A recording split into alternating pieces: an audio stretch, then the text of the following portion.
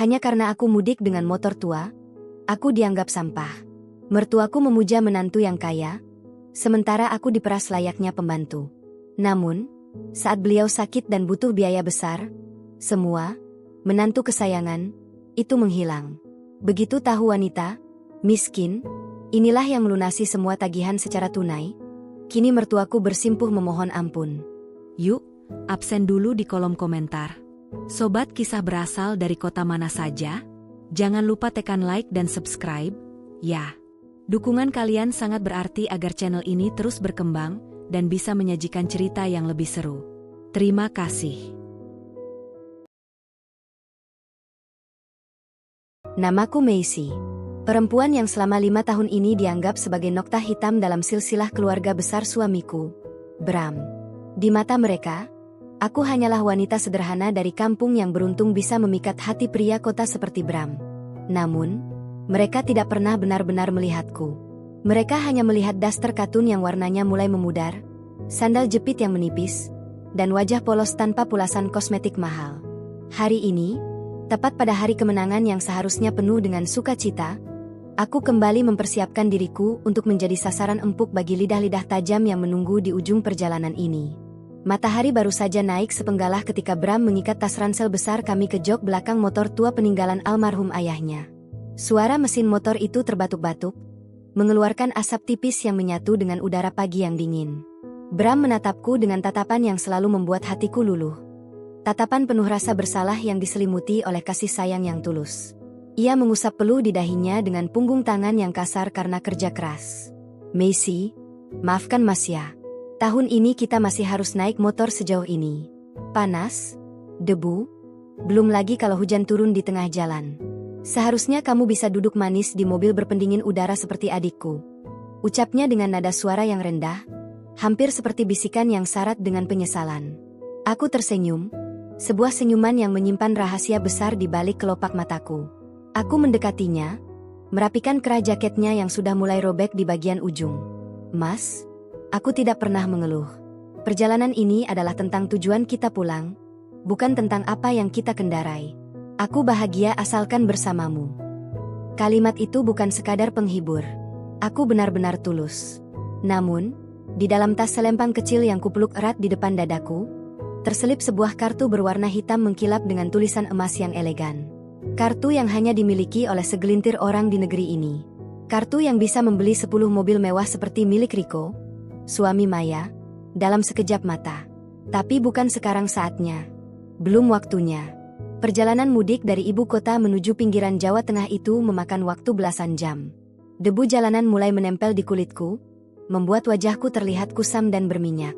Setiap kali kami berhenti di pom bensin untuk beristirahat sejenak, aku melihat pantulan diriku di cermin toilet yang retak. Aku tampak seperti wanita yang kalah oleh kerasnya hidup. Bajuku kumal, kerudungku kusut, dan wajahku pucat karena kelelahan. Namun, di balik itu semua, pikiranku sedang sibuk mengelola notifikasi yang masuk ke ponsel pintarku yang layarnya sengaja kuretaki dengan anti gores murah agar terlihat rusak. Notifikasi, pesanan masuk 120 paket. Saldo masuk, 15 juta rupiah. Aku menarik napas panjang, memasukkan kembali ponsel itu ke dalam saku daster yang tertutup jaket. Aku adalah pemilik dari Lentera Hijab, sebuah toko daring raksasa yang sedang naik daun di platform e-commerce terbesar. Tanpa ada yang tahu, bahkan Bram sekalipun, aku mengelola kerajaan bisnis kecilku dari sudut dapur yang sempit setiap malam ketika ia tertidur lelap. Uang hasil jualan itu tidak pernah kusentuh untuk kemewahan pribadi. Semuanya kumasukkan ke dalam deposito dan tabungan prioritas atas namaku sendiri. Sebagian kecil lainnya, aku gunakan untuk memenuhi kebutuhan makan kami sehari-hari, agar Bram tidak terlalu terbebani oleh cicilan rumah kontrakan kami yang mungil. Ayo, Maisy. Kita harus sampai sebelum maghrib agar ibu tidak terlalu lama menunggu. Ajak Bram sambil memasangkan helm ke kepalaku. Kami melanjutkan perjalanan. Angin kencang menerjang tubuh kami, dan getaran motor tua itu membuat seluruh tulangku terasa pegal. Di sepanjang jalan, aku melihat deretan mobil mewah yang melaju kencang mendahului kami. Mungkin di salah satu mobil itu ada orang-orang yang merasa lebih mulia hanya karena memiliki roda 4. Aku hanya bisa membatin, bertanya-tanya dalam hati. Apakah ibu mertuaku akan tetap memelukku jika ia tahu bahwa daster yang kupakai ini adalah sebuah penyamaran? Ataukah ia hanya akan mencintai angka-angka yang ada di dalam saldo rekeningku? Selama ini, aku sengaja memilih jalan ini. Aku ingin tahu, siapa yang benar-benar tulus mencintai Macy sebagai seorang manusia, bukan sebagai penyokong dana. Aku ingin melihat sejauh mana martabat seseorang diukur dari penampilannya di rumah besar keluarga Sastro. Seringkali hatiku perih ketika mengingat lebaran tahun lalu, saat aku diminta mencuci setumpuk piring kotor di dapur sementara Maya dan Riko duduk santai di ruang tamu sambil memamerkan jam tangan baru mereka. Ibu mertuaku bahkan tidak menoleh saat aku pamit untuk beristirahat di kamar belakang yang pengap. Motor kami mulai memasuki gapura desa. Jantungku berdegup lebih kencang. Bukan karena rindu yang membuncah, melainkan karena aku sedang mempersiapkan mental untuk menghadapi badai penghinaan yang sudah pasti akan menyambut. Bram membelokkan motornya ke halaman rumah joglo yang nampak megah di ujung jalan. Di sana, sudah terparkir sebuah mobil SUV hitam mengkilap yang harganya bisa mencapai 1 miliar rupiah. Mobil milik Riko. Nah, mereka sudah sampai duluan sepertinya, gumam Bram dengan nada yang sedikit minder. Ia merapikan rambutnya yang berantakan karena helm, lalu menatapku seolah meminta dukungan. Aku turun dari motor, mengibaskan debu yang menempel di rok dasterku yang terlihat di balik jaket. Bau asap knalpot menyengat dari pakaian kami. Dari arah teras, pintu jati besar itu terbuka. Muncul sosok Ibu Sastro dengan kebaya brokat mahalnya, diikuti oleh Maya yang memakai gaun sutra dengan riasan wajah yang sangat tebal. Mereka berdiri di sana, memandang ke arah kami dengan tatapan yang sulit diartikan, antara kasihan dan jijik. Ya ampun, Bram. Kamu benar-benar membawa istrimu naik motor sejauh itu? Lihat itu. Wajah Macy sudah seperti aspal jalanan, hitam dan kusam. Teriak Maya tanpa basa-basi. Suaranya melengking, sengaja dikeraskan agar tetangga sebelah bisa mendengar. Ibu Sastro hanya mendengus. Ia bahkan tidak mendekat untuk memeluk Bram.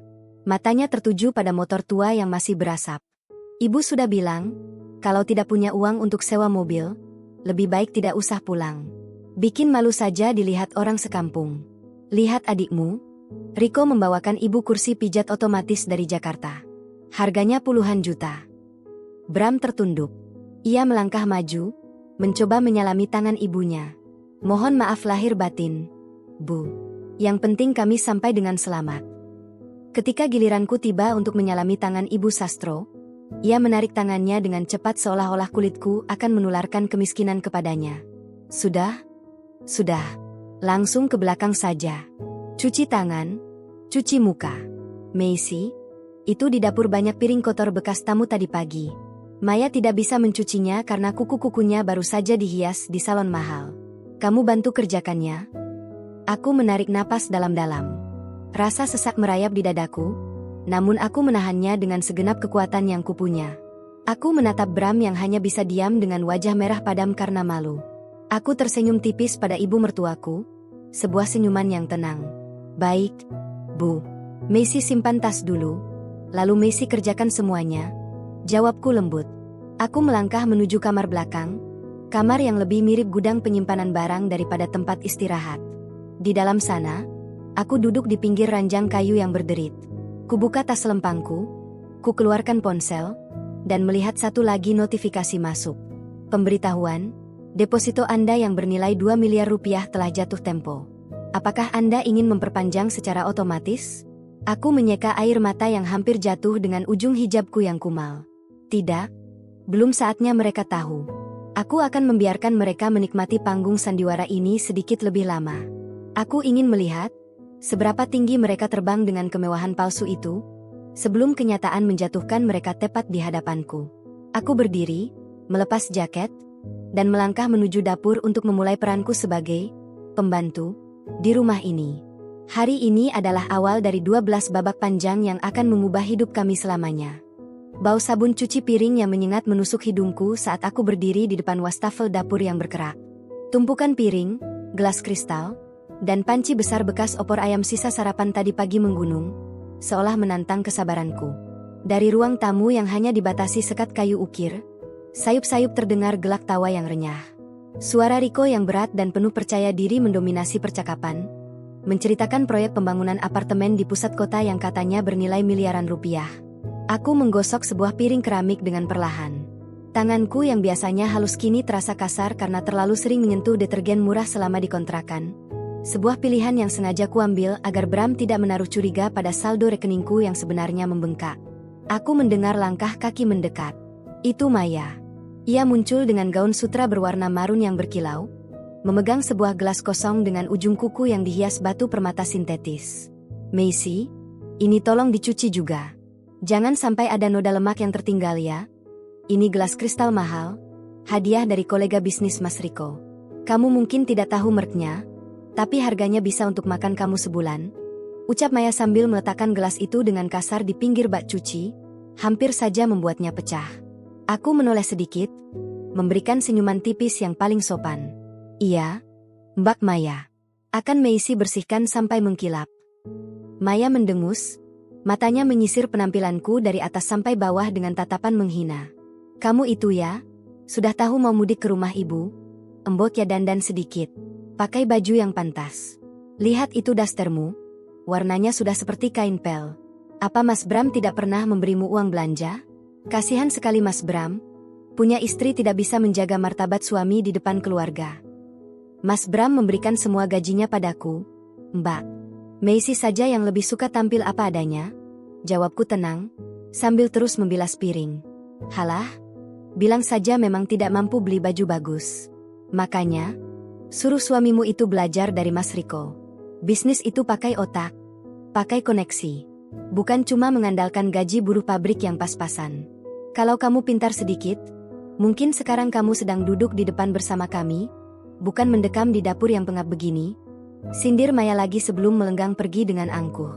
Dadaku berdenyut nyeri. Bukan karena hinaannya, tapi karena betapa butanya dia terhadap perjuangan kakaknya sendiri. Bram bekerja lembur setiap hari, merelakan jam tidurnya demi memastikan aku bisa makan enak, tanpa tahu bahwa aku justru menyimpan uang itu untuk masa depan kami berdua. Bram adalah pria paling tulus yang pernah kutemui, dan melihatnya direndahkan oleh adiknya sendiri karena materi membuat amarahku hampir meluap. Aku merogoh saku dasterku sejenak, memastikan ponselku masih di sana. Sebuah pesan singkat masuk dari asisten gudangku di Jakarta. Ibu Macy, stok hijab sutra premium sudah habis terjual dalam 3 jam. Keuntungan bersih hari ini mencapai 80 juta rupiah. Apakah kita perlu restok segera? Aku mengetik balasan dengan cepat menggunakan jempol yang masih basah. Tahan dulu. Fokus pada pengiriman yang ada. Saya sedang di luar kota. 80 juta rupiah. Itu angka yang mungkin harus dicari Riko dengan memutar otak dan berhutang sana-sini. Tapi bagiku, itu hanyalah hasil penjualan satu pagi. Namun di rumah ini, aku tetaplah Macy yang kumal. Tak lama kemudian, Ibu Sastro masuk ke dapur. Wajahnya yang biasanya teduh kini tampak kaku dan penuh tuntutan. Ia membawa nampan besar berisi sisa makanan. Macy, setelah piring selesai, tolong bersihkan kamar tamu yang akan dipakai Riko dan Maya. Pastikan spraynya diganti dengan yang baru, yang sutra di lemari atas. Maya tidak bisa tidur kalau bahannya kasar. Dan satu lagi, besok pagi-pagi sekali kamu harus ke pasar. Ibu mau buat rendang spesial untuk merayakan keberhasilan proyek Riko. Baik, Bu. Uang belanjanya bagaimana? Tanyaku pelan. Ibu Sastro menatapku tajam, seolah aku baru saja menanyakan sesuatu yang tabu. Uang belanja? Kamu ini menantu macam apa? Masamu tidak punya simpanan sedikit pun untuk menyenangkan mertua di hari lebaran? Bram sudah ibu besarkan dengan susah payah. Masak istrinya mau belanja pasar saja masih minta uang? Pakai uangmu dulu. Riko sudah membelikan ibu kursi pijat dan memberi uang saku 5 juta tadi siang. Harusnya kamu malu tidak bisa memberi apa-apa. Aku terdiam. 5 juta rupiah. Aku baru saja menyumbangkan 50 juta ke panti asuhan minggu lalu tanpa berkedip. Tapi di sini, aku dianggap parasit karena tidak menunjukkan lembaran uang di depan wajah mereka. Aku melihat Bram berdiri di ambang pintu dapur, wajahnya kuyu. Ia pasti mendengar percakapan itu. Bu, jangan begitu. Macy sudah banyak membantu. Biar Bram yang cari uang ke ATM nanti sore untuk belanja pasar. Sela Bram dengan suara serak. Tidak usah, Bram. Uangmu itu simpan saja untuk servis motormu yang butut itu agar tidak mogok saat pulang nanti. Ibu malu kalau tetangga lihat kalian mendorong motor di depan rumah. Sahut Ibu Sastro pedas, lalu berjalan keluar meninggalkan kami dalam keheningan yang menyesakkan. Bram mendekatiku, tangannya yang kasar menyentuh bahuku. Macy, maafkan ibu. Mas benar-benar gagal jadi suami yang bisa melindungimu dari kata-kata seperti itu. Aku berbalik, menatap matanya yang berkaca-kaca. Aku ingin sekali berteriak padanya, mengatakan bahwa kita kaya, bahwa kita punya deposito miliaran, bahwa kita bisa membeli rumah ini dan isinya tanpa beban. Tapi aku menahan diri. Aku ingin melihat siapa yang akan tetap berdiri di samping kami saat badai benar-benar datang. Tidak apa-apa, Mas. Macy ikhlas. Mas istirahat saja dulu, perjalanan tadi sangat jauh. Bisikku sambil mengusap pipinya. Malam itu, saat semua orang tertidur lelap setelah berpesta pora dengan makanan yang kusiapkan, aku duduk sendirian di lantai dapur yang dingin. Aku membuka aplikasi perbankan prioritas di ponselku. Angka 0 di belakang saldo itu berderet panjang, seolah mengejek kesunyian malam. Aku melihat ke arah kamar utama di mana Ibu Sastro tidur dengan tenang, lalu ke kamar tamu di mana Maya dan Riko mungkin sedang bermimpi tentang kemewahan mereka. Mereka tidak tahu bahwa orang yang mereka anggap sebagai pembantu ini adalah sosok yang memegang kendali atas banyak hal di luar sana. Aku adalah ratu yang sedang menyamar, menunggu waktu yang tepat untuk membuka topeng ini. Aku menutup ponselku saat mendengar suara rintihan kecil dari kamar Ibu Sastro.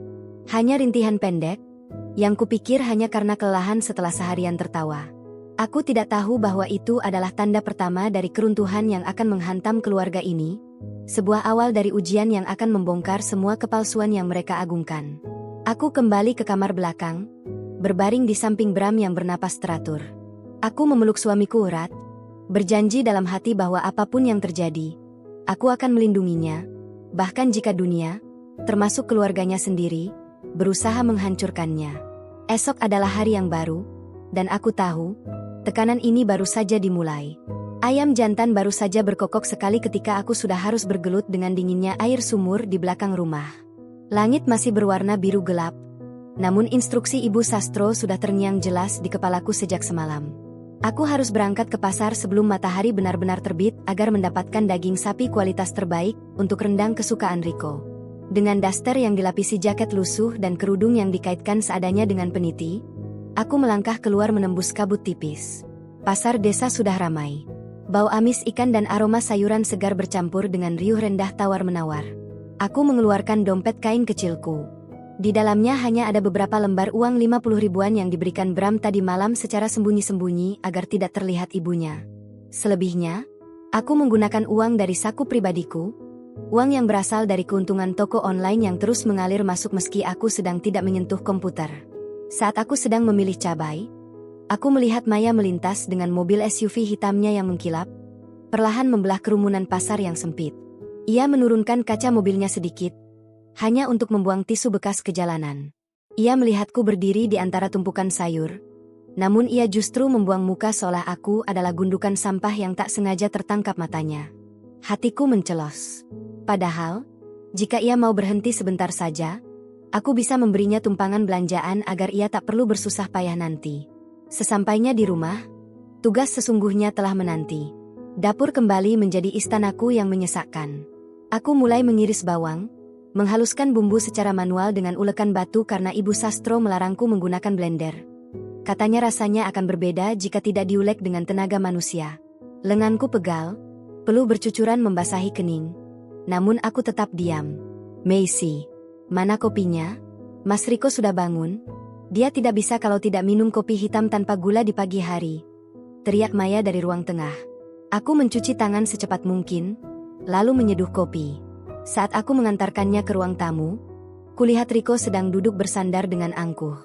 Ia mengenakan kemeja merek ternama yang harganya jutaan. Tangannya sibuk menggeser layar ponsel lipat keluaran terbaru.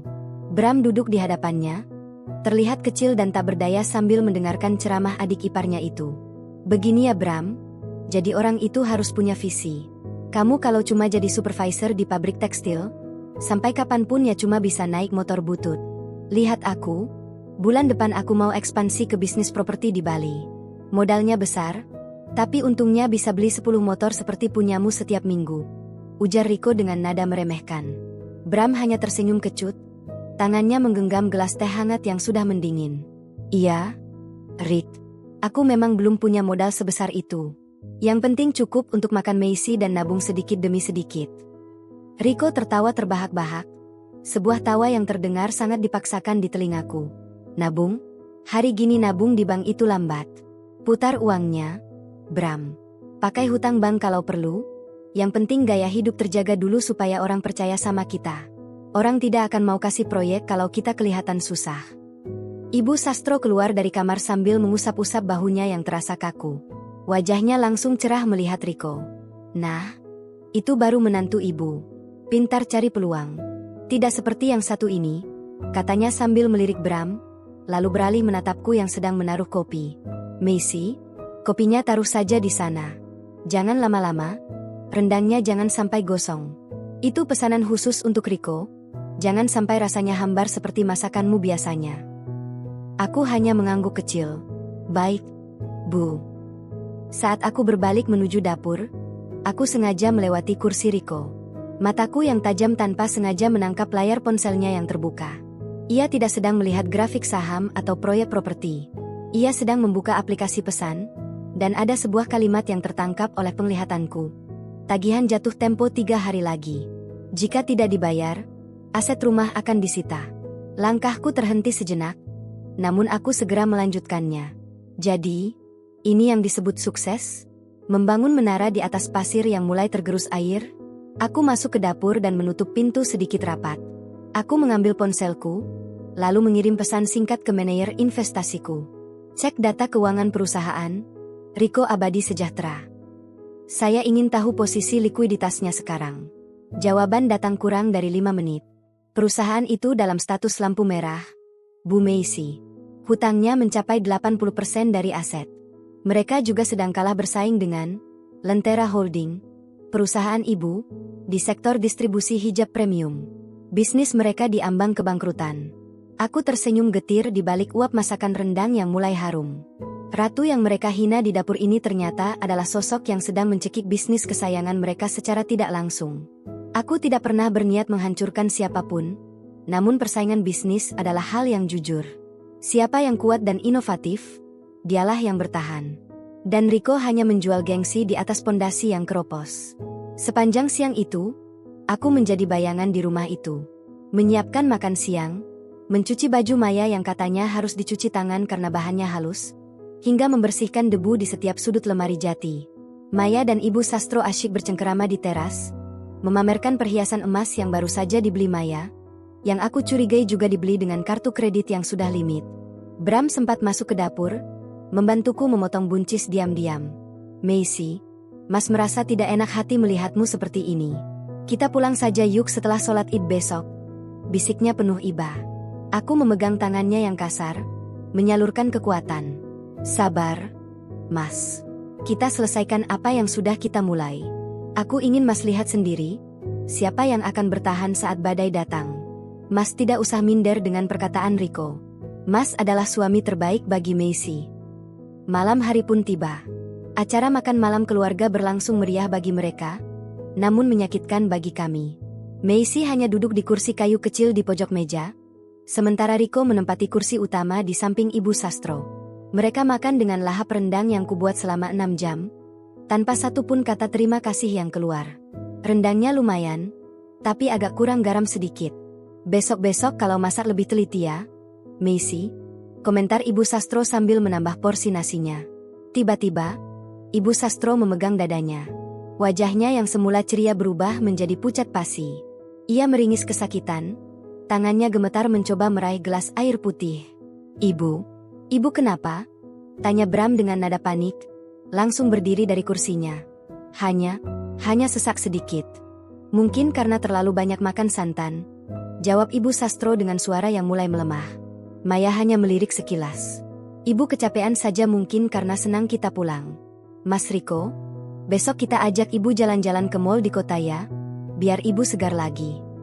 Rico hanya mengangguk pelan, namun matanya tetap tertuju pada ponselnya yang terus bergetar. Ia tampak gelisah, sesekali menyeka keringat dingin di pelipisnya. Aku memperhatikan mereka semua satu persatu. Drama ini akan segera mencapai titik balik.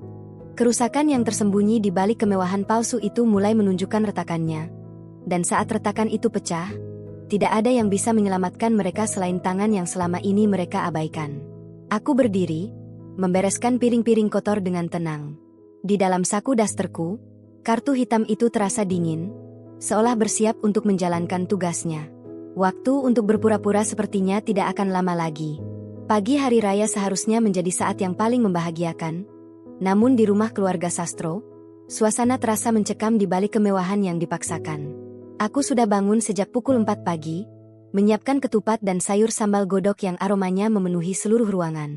Di ruang tengah, Maya sibuk bersuah foto dengan gaun kaftan sutranya yang berkilau, sementara Riko tampak gelisah, mondar-mandir di teras sambil terus menempelkan ponsel di telinganya. Wajahnya yang biasa angkuh kini tampak sedikit pucat, dan suaranya terdengar meninggi setiap kali ia berbicara dengan seseorang di seberang telepon. Bagaimana bisa aset itu dibekukan?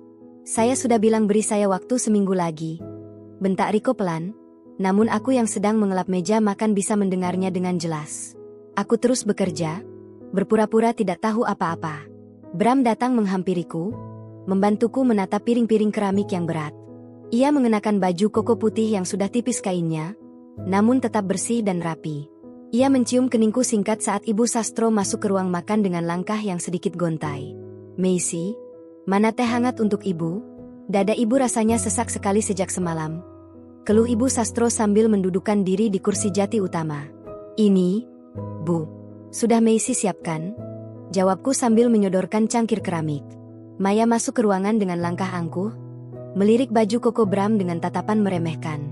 Ya ampun Mas Bram, lebaran tahun ini bajunya masih itu-itu saja? Apa tidak malu sama tetangga?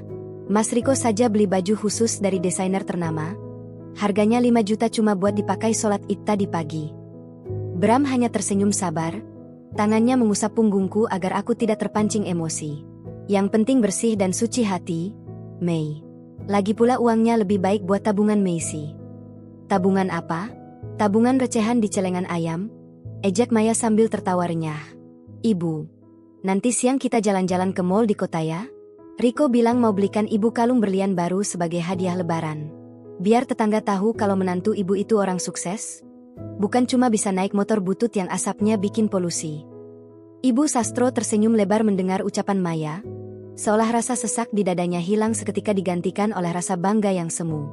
Iya, Riko memang menantu idaman. Tidak salah ibu selalu membanggakannya di depan perkumpulan pengajian. Ayo Rik, sini sarapan dulu. Jangan sibuk terus dengan bisnismu yang miliaran itu. Riko masuk ke ruang makan dengan senyum yang dipaksakan. Ia duduk di sebelah Ibu Sastro, namun tangannya terus gemetar saat memegang sendok. Aku memperhatikan gerak-geriknya. Pria ini sedang berada di ujung tanduk. Sebagai pemilik, Lentera Holding, aku tahu persis bahwa perusahaan distribusi miliknya baru saja kehilangan kontrak besar karena mereka tidak sanggup membayar vendor. Dan vendor utama yang memutus kontrak itu adalah salah satu anak perusahaanku yang dikelola secara profesional tanpa tahu siapa pemilik sebenarnya. Iya Bu, nanti kita ke kota. Tapi sepertinya Riko harus ke kantor sebentar sore nanti. Ada urusan mendesak. Ucap Riko singkat, menghindari tatapan mataku. Urusan bisnis memang tidak ada habisnya ya. Puji Ibu Sastro. Macy, nanti setelah makan, kamu cuci semua baju kotor kami ya. Maya bilang dia tidak sempat packing baju bersih banyak. Jadi semua baju yang dipakai kemarin harus segera dicuci dan disetrika. Ingat, jangan pakai mesin cuci, nanti bajunya rusak. Aku mengangguk patuh. Baik, Bu. Siang harinya, saat mereka bersiap berangkat ke kota dengan mobil mewah Riko, aku berdiri di teras rumah dengan daster kumalku, melambaikan tangan seperti seorang pembantu yang melepas majikannya. Bram memilih tinggal di rumah untuk membantuku membersihkan halaman. Ia tidak tega melihatku bekerja sendirian sementara yang lain bersenang-senang. Macy, kenapa kamu tidak pernah protes? Tanya Bram tiba-tiba saat kami sedang mencabut rumput di halaman samping. Aku menatap suamiku dengan tulus. Karena aku ingin melihat wajah asli mereka, Mas. Harta itu ujian, kemiskinan juga ujian. Aku hanya ingin tahu siapa yang lulus ujian itu. Bram terdiam. Ia tampak bingung dengan kalimatku, namun ia tidak bertanya lebih lanjut. Ia hanya menggenggam tanganku yang penuh tanah, sebuah genggaman yang lebih berharga bagiku daripada semua deposito yang kupunya di bank. 1 jam kemudian, sebuah mobil sedan hitam berhenti di depan rumah. Dua orang pria berpakaian rapi turun dan menanyakan keberadaan Riko. Mereka mengaku sebagai petugas dari sebuah lembaga pembiayaan. Maaf, Pak Riko sedang tidak ada di rumah. Ada keperluan apa ya? Tanya Bram dengan sopan. Kami mencari Pak Riko terkait tunggakan hutang yang sudah masuk tahap penyitaan aset. Mobil SUV yang beliau bawa dan rumah ini, menurut data kami, dijadikan jaminan tambahan atas pinjaman modal usahanya yang macet. Jelas pria itu tegas. Bram terperangah. Wajahnya pucat pasi. Penyitaan? Rumah ini? Aku hanya berdiri di belakang Bram, mendengarkan percakapan itu dengan tenang. Jadi, bom waktu itu sudah mulai berdetak lebih kencang dari yang kukira. Ibu Sastro menjaminkan rumah warisan almarhum ayah Bram demi ambisi Riko yang haus akan pengakuan? Ini benar-benar di luar dugaanku. Belum sempat Bram membalas ucapan petugas itu, ponselnya berdering. Itu dari Maya. Suaranya terdengar histeris di seberang sana. Mas Bram, cepat ke rumah sakit Medika. Ibu pingsan di mall. Jantungnya kumat. Dokter bilang kondisinya kritis dan harus segera dioperasi. Bram hampir menjatuhkan ponselnya. Apa? Ibu di rumah sakit? Di mana Riko? Mas Riko, dia tiba-tiba menghilang. Katanya mau ambil uang di ATM tapi tidak kembali-kembali. Nomornya F. Cepat mas. Kami tidak punya uang untuk bayar uang muka rumah sakit. Mereka tidak mau menangani ibu kalau tidak ada deposit 100 juta rupiah sekarang juga. Teriak Maya sambil menangis sesenggukan. Bram menatapku dengan mata yang penuh ketakutan. Macy, ibu kritis. Riko kabur. Kita harus ke sana sekarang. Tapi, dari mana kita punya uang 100 juta? Aku melepaskan sarung tangan kebunku. Aku membuang daster kumal yang menutupi kaos rumahanku yang rapi di dalamnya. Aku mengambil tas selempang kecil yang selalu kupeluk erat.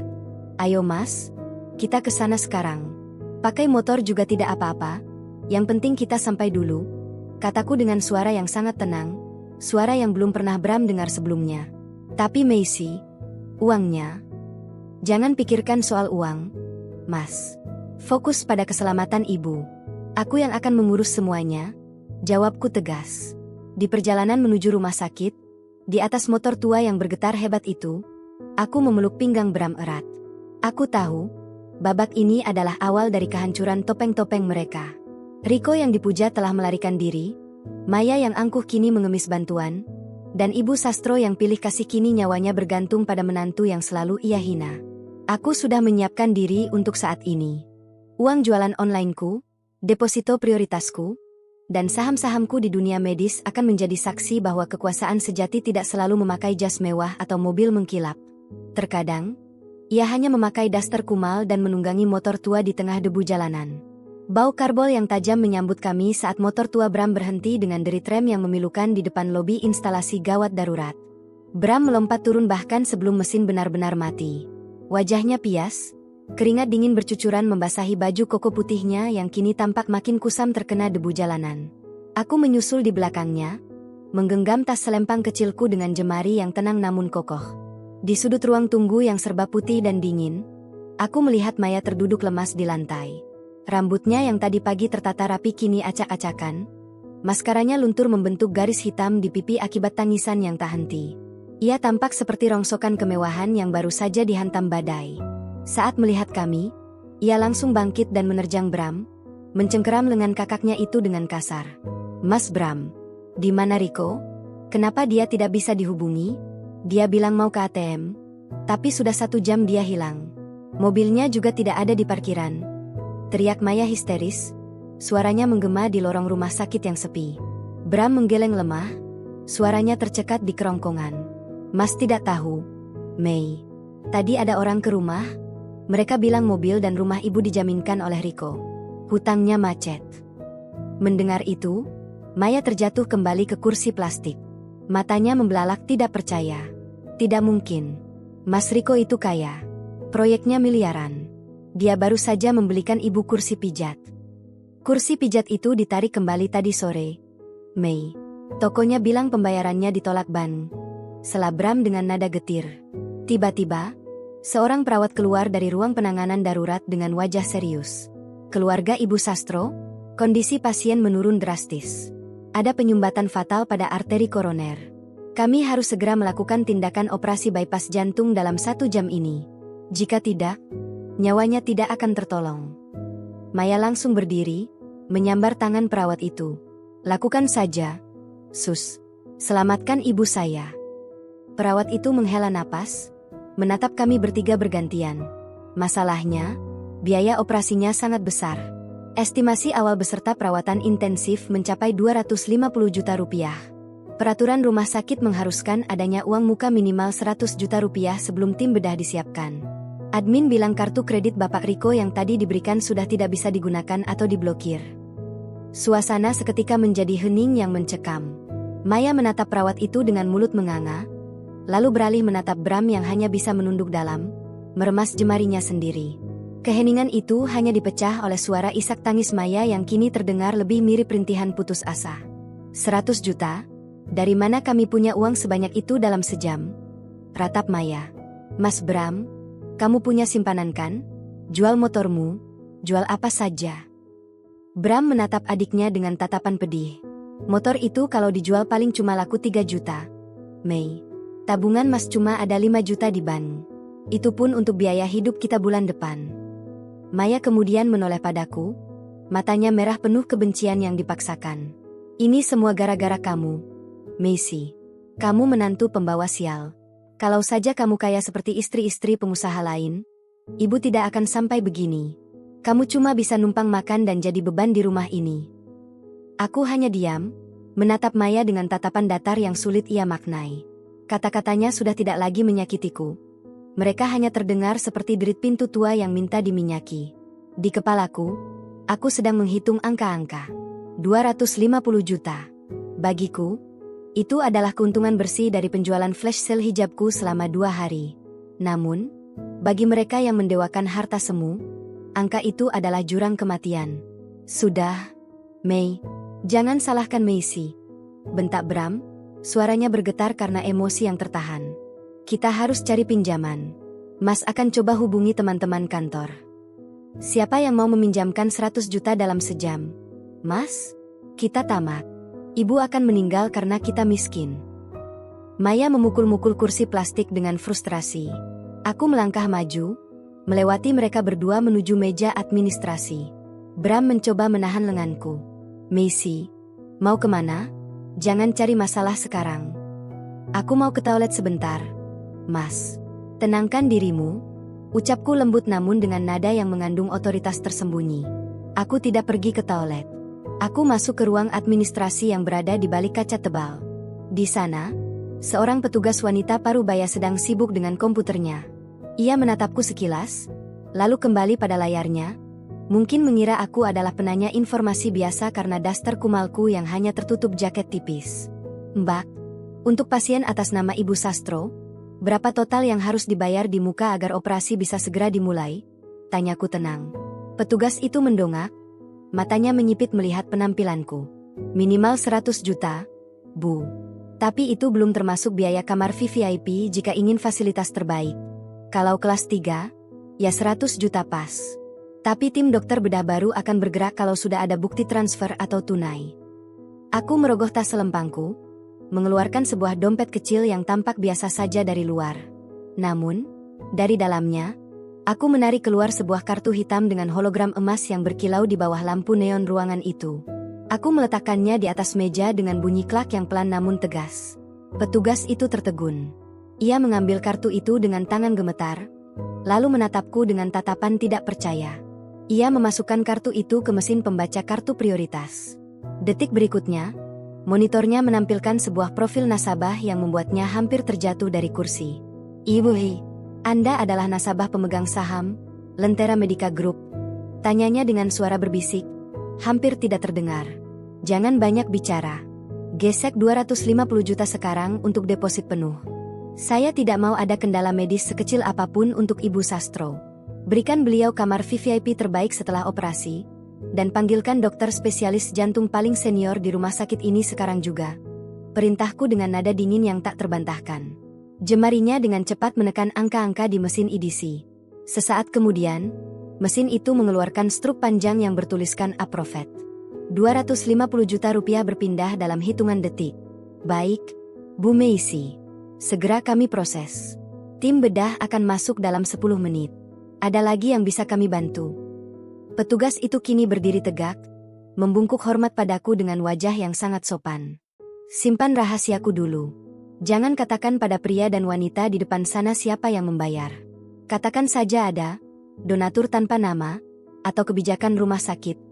Pesanku sebelum aku mengambil kembali kartu hitamku. Aku keluar dari ruang administrasi dengan wajah yang kembali tenang dan datar, seolah tidak terjadi apa-apa. Di luar, Bram sedang bersandar di dinding dengan tangan menutupi wajahnya, sementara Maya masih terisak di kursi. Bagaimana, Meisi? Sudah selesai? Tanya Bram dengan suara lemas saat melihatku kembali. Sudah, Mas. Ayo kita duduk. Sepertinya akan ada keajaiban sebentar lagi, jawabku sambil duduk di sampingnya, menggenggam tangannya yang gemetar. Tak lama kemudian, perawat tadi berlari keluar dengan wajah yang berubah drastis, dari serius menjadi penuh semangat. Keluarga Ibu Sastro, kabar baik. Pihak administrasi baru saja memberitahu bahwa deposit sudah dibayar lunas sepenuhnya. Bahkan lebih dari cukup untuk selfie. Tim bedah utama sudah masuk ke ruang operasi. Bram dan Maya tersentak berdiri secara bersamaan. Apa? Dibayar lunas? Oleh siapa? Tanya Bram dengan mata terbelalak. Perawat itu tersenyum sopan. Katanya ada sistem bantuan khusus dari yayasan pemilik rumah sakit ini untuk kasus darurat seperti ini. Kalian sangat beruntung. Ibu kalian sedang ditangani oleh dokter terbaik kami. Maya jatuh terduduk. Tangisnya pecah lagi, tapi kali ini karena lega yang luar biasa. Terima kasih, Tuhan. Ternyata ibu masih punya keberuntungan. Mungkin ini doa Mas Riko dari kejauhan. Aku hanya bisa tersenyum sinis di dalam hati mendengar nama Riko disebut sebagai pahlawan. Aku menatap lampu merah di atas pintu ruang operasi yang baru saja menyala. Di balik daster kumal ini, aku baru saja membeli nyawa ibu mertuaku dengan uang yang selama ini mereka anggap sebagai recehan celengan ayam. Drama sesungguhnya baru saja dimulai, dan aku tidak sabar melihat wajah mereka saat kebenaran perlahan-lahan merayap keluar dari kegelapan. Lampu merah di atas pintu ruang operasi menyala terang, seolah-olah menjadi saksi bisu atas pertaruhan nyawa yang sedang terjadi di dalamnya. Lorong rumah sakit ini terasa semakin dingin, namun ketegangan di antara kami justru semakin memanas. Maya tidak berhenti mondar-mandir. Sesekali ia melihat ke arah ponselnya yang masih saja menampilkan layar kosong tanpa kabar dari Riko. Keangkuhan yang tadi pagi ia pamerkan telah luruh, menyisakan sosok wanita rapuh yang ketakutan kehilangan sumber kemewahannya. Mas Bram, ini aneh sekali. Bagaimana mungkin pihak rumah sakit tiba-tiba memberikan fasilitas VIP dan bilang semuanya sudah lunas? Gumam Maya, suaranya parau. Matanya mulai beralih menatapku yang duduk tenang di pojok kursi besi. Atau jangan-jangan Mas Riko diam-diam sudah mentransfer uangnya dari jauh? Mungkin dia sengaja menghilang untuk mengurus ini semua agar kita tidak panik. Bram mengusap wajahnya yang kuyu. Tadi petugas bilang itu bantuan yayasan. Mei. Sudahlah, yang penting ibu selamat dulu. Jangan pikirkan dari mana uangnya untuk sekarang. Tidak mungkin, Mas. Rumah sakit semegah ini tidak akan memberikan pelayanan cuma-cuma sampai ratusan juta rupiah hanya karena kasihan. Pasti ada seseorang yang menjamin. Desak Maya lagi. Ia melangkah mendekatiku, menatapku dengan mata yang menyipit penuh selidik. Meisi, kenapa kamu tenang sekali? Sejak tadi kamu tidak menangis, tidak panik, malah bolak-balik ke ruang administrasi. Apa yang kamu lakukan di sana tadi? Aku mendongak, menatap mata Maya dengan ketenangan yang mematikan. Aku hanya memastikan prosedur untuk ibu berjalan lancar. Mbak, tidak ada gunanya menangis histeris kalau tidak menyelesaikan masalah. Cih, sok bijak. Kamu itu memang tidak punya hati. Ibu sedang bertaruh nyawa, dan kamu cuma duduk manis seperti patung. Semprot Maya. Meski nada bicaranya tidak lagi segarang biasanya. Ada keraguan di matanya, sebuah kecurigaan yang mulai tumbuh subur. Tiba-tiba, seorang pria berjas rapi dengan papan nama, manajer pelayanan, keluar dari area dalam dan berjalan langsung ke arah kami. Ia membawa beberapa dokumen di tangannya. Bram dan Maya segera berdiri tegak, berharap mendapatkan kabar baik. Keluarga Ibu Sastro, saya ingin mengonfirmasi bahwa seluruh prosedur bedah jantung sedang berlangsung.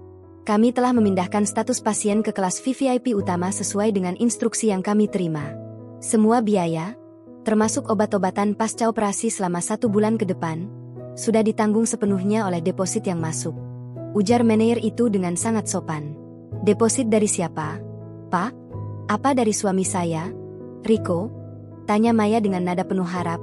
Dadanya membusung sedikit, mencoba mencari kembali harga dirinya yang hilang. Manajer itu mengerutkan kening, melihat catatan di tangannya. Atas nama Rico? Maaf, tidak ada nama itu di sistem kami sebagai pembayar.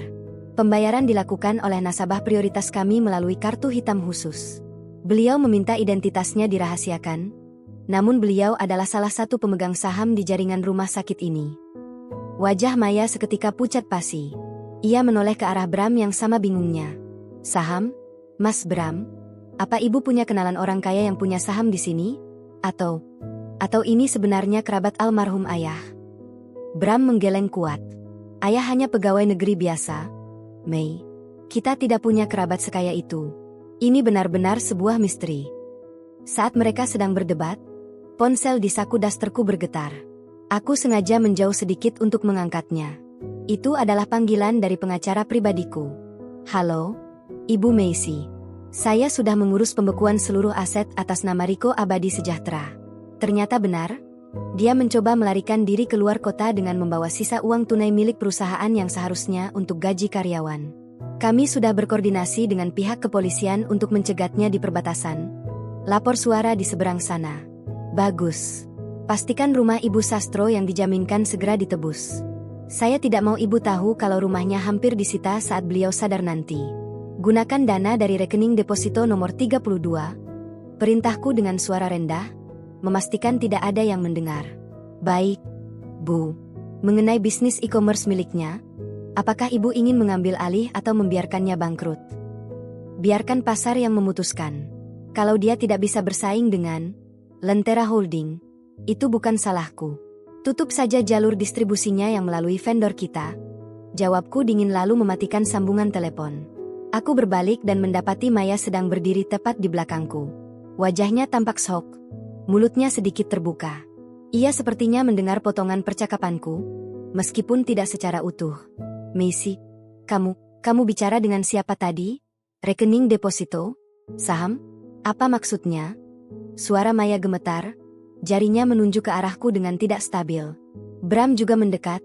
Wajahnya penuh tanda tanya. Missy, ada apa? Siapa yang meneleponmu? Aku menarik napas panjang. Sepertinya panggung sandiwara ini harus berakhir lebih cepat dari rencana semula. Keadaan sudah terlalu kacau untuk terus disembunyikan. Aku menatap Bram, suamiku yang selama ini hidup menderita demi menjagaku, pria yang tetap mencintaiku meski aku hanya terlihat seperti wanita desa tanpa harta. Mas Bram, Mbak Maya, ada banyak hal yang tidak kalian ketahui tentangku, ucapku perlahan.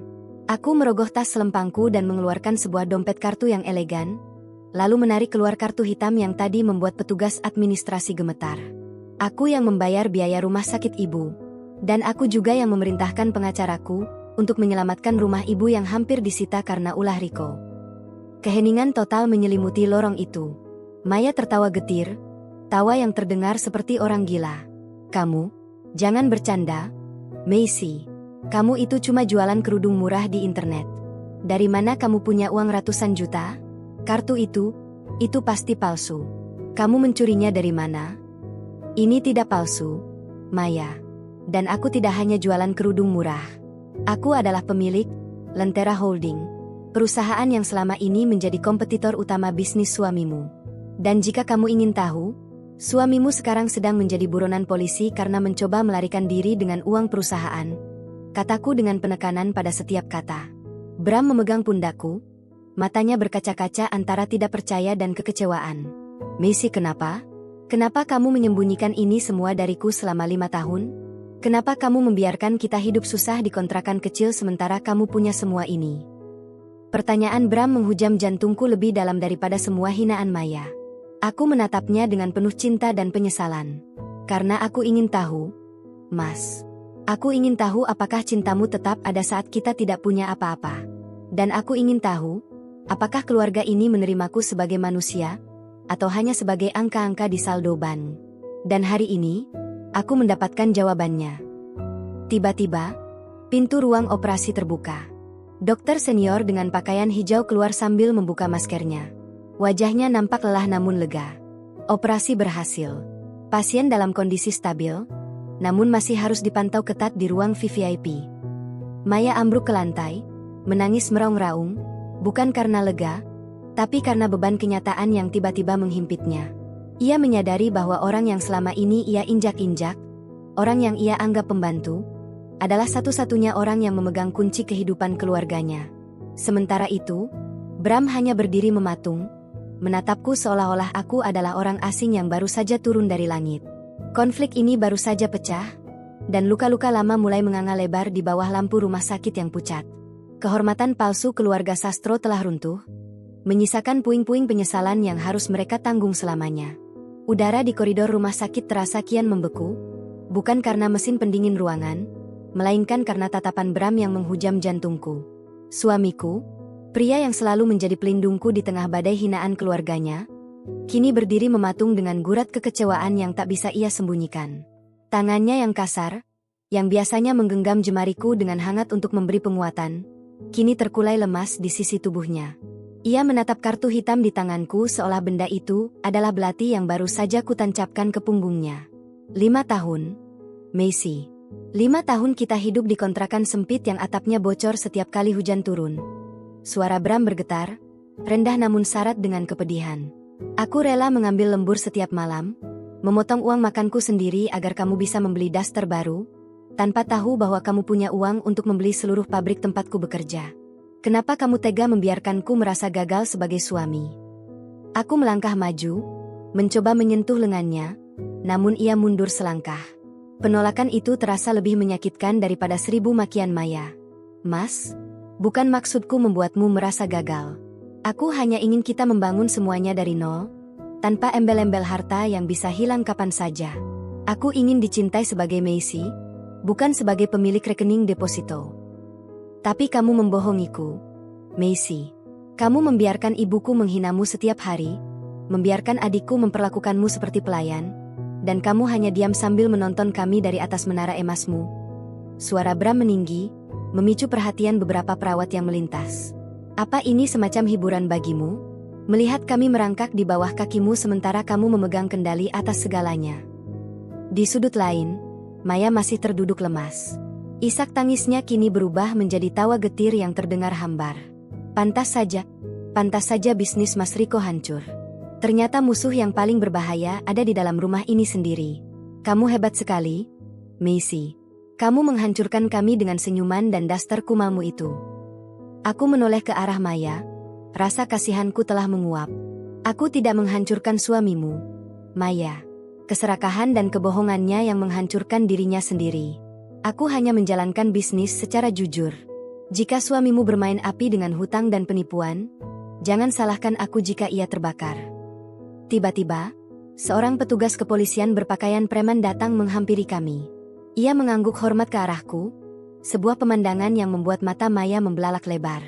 Ibu Macy, kami baru saja mengamankan saudara Riko di gerbang tol keluar kota. Beliau membawa tas berisi uang tunai dan beberapa dokumen aset yang ternyata sudah dipalsukan.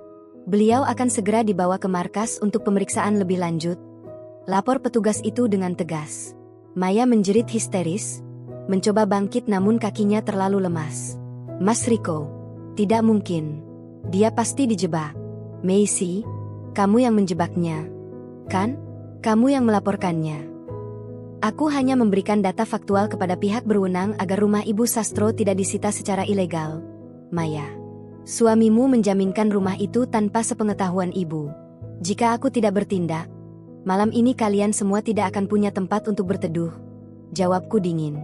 Bram menatapku dengan tatapan yang sulit diartikan. Ada rasa syukur karena ibunya selamat, namun ada luka harga diri yang menganga lebar. Jadi, rumah ibu juga kamu yang tebus? Semuanya kamu yang atur? Iya, Mas. Semuanya demi keluarga kita. Keluarga kita? Bram tertawa pahit. Keluarga yang mana, Macy? Keluarga yang kamu uji seperti tikus laboratorium? Kamu tahu, aku mencintaimu bahkan saat kita hanya makan nasi dengan garam. Aku bangga memilikimu karena kupikir kamu adalah wanita paling tulus yang bersedia hidup susah bersamaku. Ternyata, ketulusan itu hanyalah bagian dari skenariomu. Bram berbalik, berjalan menjauh menuju arah taman rumah sakit tanpa menoleh lagi. Punggungnya tampak begitu rapuh, memikul beban kebenaran yang terlalu berat. Aku ingin mengejarnya, ingin menjelaskan bahwa setiap rupiah yang kutabung adalah untuk masa depan kami, untuk memastikan ia tidak perlu bekerja keras sampai tua. Namun, langkahku terhenti. Aku menyadari bahwa dalam upayaku menguji kesetiaan mereka, aku telah melukai kepercayaan orang yang paling kucintai. Di saat yang sama, seorang perawat memanggil dari arah ruang pemulihan. Keluarga Ibu Sastro, pasien sudah sadar. Beliau terus memanggil nama Macy. Aku menarik napas panjang, merapikan hijabku yang masih sedikit kusut. Aku menatap Maya yang kini hanya bisa tertunduk malu, tak berani lagi menatap mataku. Keangkuhannya telah terkubur bersama berita penangkapan suaminya. Bangun, Maya. Cuci wajahmu, kataku tanpa emosi. Ibu sudah sadar. Dia butuh melihat anaknya, bukan melihat pecundang yang meratapi nasib. Mulai detik ini, jangan pernah sekalipun kamu berpikir untuk merendahkan orang lain hanya karena penampilan mereka. Kamu tidak akan pernah tahu siapa yang sebenarnya sedang memegang tali pengikat lehermu. Aku melangkah masuk ke ruang VIP yang mewah, ruang yang kubeli dengan harga yang sangat mahal. Bukan hanya dengan uang, tapi mungkin dengan keutuhan rumah tanggaku. Di sana, Ibu Sastro terbaring dengan berbagai selang menempel di tubuhnya. Wajahnya yang pucat pasti nampak sedikit lebih tenang. Saat ia melihatku masuk, matanya berkaca-kaca. Suaranya sangat lemah, hampir menyerupai bisikan. Tadi perawat bilang, semuanya sudah beres. Ibu tahu itu kamu. Ibu minta maaf. Nak, ibu benar-benar buta. Aku duduk di samping ranjangnya, menggenggam tangannya yang kini terasa sangat ringan. Istirahatlah, Bu. Jangan pikirkan apa-apa lagi. Semuanya sudah Macy urus. Rumah ibu aman, biaya rumah sakit aman. Ibu Sastro menangis terseduh-seduh, air matanya membasahi bantal putih bersih itu. Ibu malu. Ibu memperlakukanmu seperti pembantu, sementara anak kesayangan ibu sendiri malah mencuri rumah ibu. Kamu benar-benar malaikat di balik baju kumal ini. Aku hanya tersenyum getir. Malaikat? Mungkin bagi mereka, aku adalah penyelamat. Namun bagiku sendiri, aku adalah seorang istri yang sedang kehilangan arah. Puncak konflik ini memang telah menyelamatkan nyawa Ibu Sastro dan membongkar kepalsuan Rico, namun ia juga telah meruntuhkan jembatan kepercayaan antara aku dan Bram. Di luar jendela, langit malam mulai menurunkan hujan lebat. Aku menatap rintik air yang membasahi kaca, memikirkan di mana Bram berada sekarang. Apakah ia sedang duduk di bawah hujan, meratapi kemiskinannya yang ternyata palsu? Ataukah ia sedang menyusun rencana untuk meninggalkanku karena merasa harga dirinya telah diinjak-injak oleh kekayaanku? Malam ini, di tengah kemewahan ruang VIP ini, aku menyadari satu hal yang menyakitkan. Harta memang bisa membeli pengobatan terbaik, kursi paling empuk, dan rasa hormat yang dipaksakan. Namun, harta tidak bisa secara instan menyembuhkan luka di hati seorang pria yang merasa dikhianati oleh kejujuran istrinya sendiri. Hujan belum juga reda ketika aku melangkah keluar dari ruang VIP, meninggalkan Ibu Sastro yang tertidur karena pengaruh obat bius. Di lorong yang kini terasa lebih sunyi, aku menemukan Maya sedang duduk bersimpuh di lantai depan pintu kamar. Wajahnya yang biasa dipenuhi bedak mahal kini sembab dan kuyu. Saat melihat ujung dasterku mendekat, ia mendongak dengan tatapan yang tidak lagi tajam, melainkan penuh ketakutan yang amat sangat. Macy. Suaranya serak, nyaris hilang. Tolong aku. Polisi tadi bilang aset Rico dibekukan. Mereka bilang aku juga bisa terseret karena menikmati uang hasil penipuan itu. Aku tidak tahu apa-apa, Macy. Aku bersumpah, aku hanya tahu dia sukses. Aku berdiri mematung di hadapannya, melipat tangan di dada. Kamu menikmati kemewahan itu tanpa pernah bertanya dari mana asalnya, Maya. Kamu menghina suamiku yang bekerja jujur hanya karena dia tidak bisa membelikanmu barang bermerek. Sekarang, saat semua itu runtuh, kamu baru sadar bahwa pondasimu adalah kebohongan. Maya memegang ujung dasterku, menangis sesenggukan. Aku mohon, selamatkan aku. Kamu punya pengacara, kamu punya uang. Jangan biarkan aku masuk penjara. Aku punya anak-anak, Macy. Tolong. Aku menarik dasterku perlahan dari genggamannya. Aku akan membantu prosedur hukumnya agar kamu tetap bisa bersama anak-anakmu. Tapi jangan harap aku akan mengembalikan gaya hidup mewahmu. Mulai besok, kamu harus belajar mencuci pakaianmu sendiri tanpa mesin cuci, dan memasak tanpa pelayan. Itu harga yang harus kamu bayar untuk penebusan dosamu pada suamiku. Aku meninggalkan Maya yang masih terisak dan berjalan menuju taman rumah sakit. Di sana, di bawah atap beton yang melindungi dari percikan hujan, aku melihat siluet pria yang sangat kukenal. Bram duduk termenung, menatap rintik air yang jatuh ke kolam ikan. Ia masih mengenakan baju koko putih yang kini sudah lembab dan kusam. "Mas?" panggilku pelan. Bram tidak menoleh. Bahunya naik turun, menarik napas panjang yang berat. "Tahukah kamu, Macy, selama ini aku merasa menjadi pria paling beruntung karena memiliki istri yang mau menerima kekuranganku. Aku merasa bangga setiap kali bisa memberimu uang jajan tambahan 10.000 rupiah, karena aku pikir itu berarti bagi hidupmu. Ternyata, uang itu mungkin hanya seharga plastik pembungkus barang-barang mewahmu." Aku duduk di sampingnya, menjaga jarak 1 jengkal. "Uang itu sangat berarti bagiku, Mas. Karena itu adalah bukti cinta dan tanggung jawabmu. Aku menyimpannya, Mas. Semua pemberianmu, dari rupiah pertama sampai hari ini, tidak ada satupun yang kugunakan untuk foya-foya. Semuanya ada di dalam deposito itu, utuh, untuk masa depan kita." Bram menoleh, matanya merah karena menahan amarah dan tangis. "Lalu kenapa harus sandiwara ini? Kenapa kamu membiarkan dirimu dihina seperti pembantu di depan mataku? Apa kamu ingin melihat seberapa jauh aku bisa bertahan menjadi pria pecundang yang tidak bisa membela istrinya sendiri?" "Tidak, Mas. Aku ingin melihat seberapa tulus keluarga ini mencintai kita tanpa melihat harta. Aku ingin memastikan bahwa saat kita menua nanti, orang-orang di sekitar kita ada karena kasih sayang, bukan karena ingin kecipratan kekayaan kita." Suaraku mulai meninggi, bergetar karena emosi. "Tapi caramu salah, Macy. Kamu menghancurkan harga diriku sebagai kepala keluarga.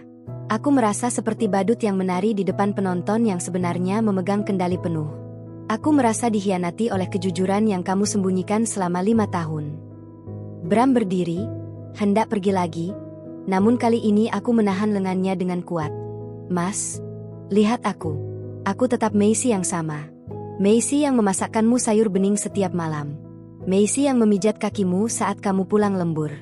Kekayaan ini tidak mengubah perasaanku padamu.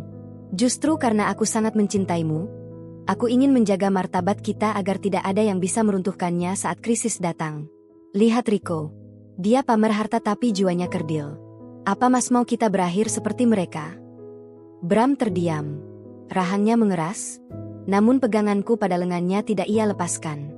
Di saat itulah, ponselku kembali berbunyi. Kali ini dari pihak bank prioritas. Aku sengaja mengaktifkan pengeras suara agar Bram bisa mendengar. "Selamat malam, Ibu Macy. Kami ingin mengonfirmasi bahwa instruksi pembayaran tunai untuk seluruh hutang jaminan rumah keluarga Sastro telah berhasil diproses. Sertifikat rumah asli sudah berada di tangan tim legal kami dan siap diserahkan kembali kepada Ibu besok pagi. Apakah ada instruksi tambahan?" Aku menatap mata Bram dalam-dalam. "Tidak ada. Terima kasih." Aku mematikan ponsel. "Rumah Ibu sudah kembali, Mas. Besok, saat Ibu pulang, dia tidak perlu takut kehilangan tempat berteduh. Rico mungkin menghancurkan kepercayaan Ibu, tapi aku tidak akan membiarkan masa tua Ibu hancur. Ini semua kulakukan untukmu, Mas. Karena Ibu adalah orang yang paling kamu sayangi." Bram menarik napas panjang, lalu perlahan ia duduk kembali di sampingku. Ia menunduk, menumpukan kedua tangannya di atas lutut. Keheningan di antara kami kini tidak lagi sedingin tadi. Ada rasa lelah yang luar biasa yang terpancar dari tubuhnya. "Aku butuh waktu, Macy," bisik Bram. "Aku mencintaimu, sangat mencintaimu. Tapi aku butuh waktu untuk menerima bahwa istriku adalah seorang ratu. Sementara aku selama ini merasa hanya seorang pengawal yang gagal." Aku menyandarkan kepalaku di bahunya yang kokoh. "Kamu bukan pengawal, Mas. Kamu adalah raja di hatiku. Harta ini hanyalah alat, bukan tujuan. Mari kita mulai lagi, tanpa rahasia, tanpa sandiwara daster kumal ini. Aku akan menyerahkan sebagian pengelolaan bisnisku padamu jika kamu mau." agar kita bisa membangunnya bersama. Bram tidak menjawab, namun ia perlahan melingkarkan lengannya di bahuku. Genggamannya masih kaku, namun hangatnya masih sama. Di tengah badai yang mulai mereda, aku tahu bahwa puncak konflik ini telah meruntuhkan banyak hal. Namun ia juga telah membersihkan jalan bagi kami untuk melangkah di atas kebenaran yang jujur. Malam itu, di taman rumah sakit yang basah, aku menyadari bahwa kekuatan terbesar bukanlah pada kartu hitam atau saldo deposito, melainkan pada keberanian untuk jujur dan memaafkan. Keluarga Sastro telah hancur secara finansial, namun mungkin ini adalah awal dari kesembuhan jiwa mereka yang selama ini sakit karena keserakahan. Matahari pagi menembus celah gorden ruang VVIP, menyinari wajah Ibu Sastro yang tampak jauh lebih tua dari usia sebenarnya. Di samping ranjangnya, Maya tertidur meringkuk di sofa kulit, masih mengenakan pakaian yang sama sejak 2 hari lalu. Kesombongan yang dulu memancar dari perhiasan emasnya kini meredup, menyisakan sosok wanita yang gemetar setiap kali mendengar suara langkah kaki di koridor. Takut itu adalah petugas polisi yang datang untuk menjemputnya. Aku berdiri di dekat jendela, mematikan layar ponsel setelah membaca laporan dari tim legal. Rico telah resmi ditahan. Ia tidak hanya terjerat kasus penipuan investasi, tetapi juga penggelapan dana nasabah di perusahaan e-commerce miliknya yang nyaris kolaps. Ironisnya, alasan utama kebangkrutannya adalah ketidakmampuannya bersaing dengan sistem logistik efisien milik Lentera Holding, perusahaanku. Dia mencoba menutupi lubang besar di keuangannya dengan meminjam uang pada lintah darat menggunakan sertifikat rumah ibunya sendiri sebagai jaminan. Suara paro Ibu Sastro memecah keheningan. Aku mendekat, membetulkan letak bantalnya dengan lembut. Iya, Bu. Macy di sini. Ibu Sastro meraih tanganku, jemarinya yang keriput terasa dingin. Bram sudah cerita semuanya semalam. Tentang siapa kamu sebenarnya. Tentang rumah ibu yang sudah kamu selamatkan. Air mata mengalir di sudut matanya yang cekung. Ibu tidak tahu harus menaruh muka di mana. Nak, ibu memuji pencuri yang menghancurkan keluarga ini, dan menghina malaikat yang justru menjaga nyawa ibu. Sudahlah, Bu. Yang penting ibu sehat dulu. Jawabku tenang. Aku tidak ingin memberikan penghakiman tambahan. Kenyataan sudah cukup menghukumnya. Maya, panggil Ibu Sastro dengan nada yang lebih tegas. Maya tersentak bangun, mengucek matanya yang sembab. Ia melihat ibunya, lalu melihatku dengan tatapan rikuh. Ia tidak berani lagi bersikap lancang. Mulai hari ini, kamu harus patuh pada Macy, kata Ibu Sastro lirih namun penuh penekanan. Suamimu sudah membuang kita seperti sampah. Hanya Macy yang berdiri di sini saat kita jatuh. Jangan pernah lagi aku mendengar kamu merendahkannya, atau kamu silakan pergi dari rumah itu. Maya menunduk dalam, bahunya terguncang karena tangis yang tertahan. Iya, Bu. Maya minta maaf. Macy, maafkan aku. Aku hanya mengangguk pelan. Maaf adalah kata yang mudah diucapkan, namun pembuktiannya adalah perjalanan panjang. Aku melangkah keluar kamar untuk mencari Bram. Aku menemukannya di kantin rumah sakit, sedang menyesap kopi hitam dengan tatapan kosong. Ia tampak lebih tenang dibandingkan semalam, meski gurat kelelahan masih sangat jelas di wajahnya. Mas, aku mau ke kantor polisi sebentar. Menemui Rico, ucapku sambil duduk di hadapannya. Bram mendongak, sedikit terkejut. Untuk apa? Biarkan saja dia membusuk di sana setelah apa yang dia lakukan pada ibu. Aku perlu memastikan satu hal, Mas. Tentang aset-aset yang mungkin masih dia sembunyikan. Aku tidak mau ada tagihan susulan yang tiba-tiba datang ke rumah ibu karena ulahnya. Aku harus menutup semua celah itu secara hukum. Bram menghela napas panjang, lalu meraih tanganku di atas meja. Aku ikut. Aku ingin mendengar langsung dari mulutnya, kenapa dia tega menjaminkan rumah warisan ayah. Kami berangkat menggunakan taksi, meninggalkan motor tua itu di parkiran rumah sakit. Di dalam kendaraan, keheningan sempat menyelimuti kami, namun kali ini terasa lebih hangat.